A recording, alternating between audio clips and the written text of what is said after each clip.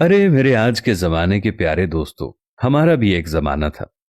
5वीं जमात तक हम स्लेट पर जो भी लिखते थे उसे जबान से चाट कर साफ करते थे। यूं कैल्शियम की कमी कभी हुई ही नहीं।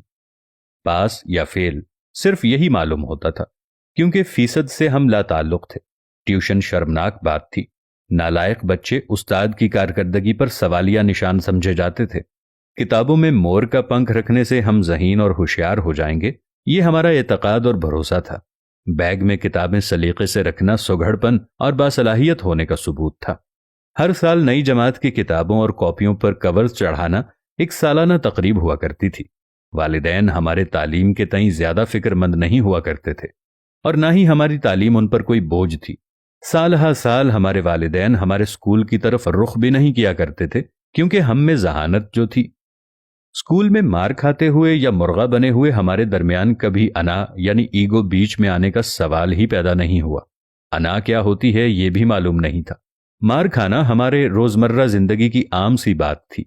मारने वाला और मार खाने वाला दोनों को एक दूसरे से कोई शिकायत नहीं हुआ करती थी। हम अपने वालिदैन से कभी न कह सके कि हमें उनसे कितनी मोहब्बत है।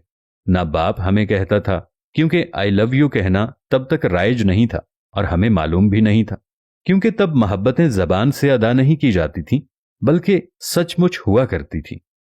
रिश्तों में भी कोई लगी बंदी नहीं हुआ करती थी, बल्कि वो खुलूस और मोहब्बत से सरशार हुआ करते थे। सच्चाई यही है कि हम या हमारी उम्र या जायद उम्र के सभी अफराद अपनी किस्मत पे हमेशा राजी रहे। हमारा जमाना खुशबख्ती की अलामत था। इसका मवाजना आज की जिंदगी से कर ही नहीं सकते, क्योंकि आज की जिंदगी में जितनी नफसा नफसी है, हमारे जमाने में ऐसा कभी नहीं हुआ करता था। आज की जिंदगी में हमें अपने साथ वाले पड़ोसी तक का भी मालूम नहीं है कि हमारे साथ कौन रहता है, उसके हालात कैसे हैं, उसकी गुजर बसर कैसे होती है। जबकि हमारे जमाने में जब शाम को कुछ सालन वगैरह पकता था या किसी के घर ज्यादा फल फ्रूट आ जाता था, तो एक प्लेट सालन की साथ वाले घरों में दिए जाने का रिवाज था, और फ्रूट लोगों के घरों में बांटने का रिवाज था। इसी तरह एक दूसरे के घरों में पकने वाले सालन का भी पता होता था।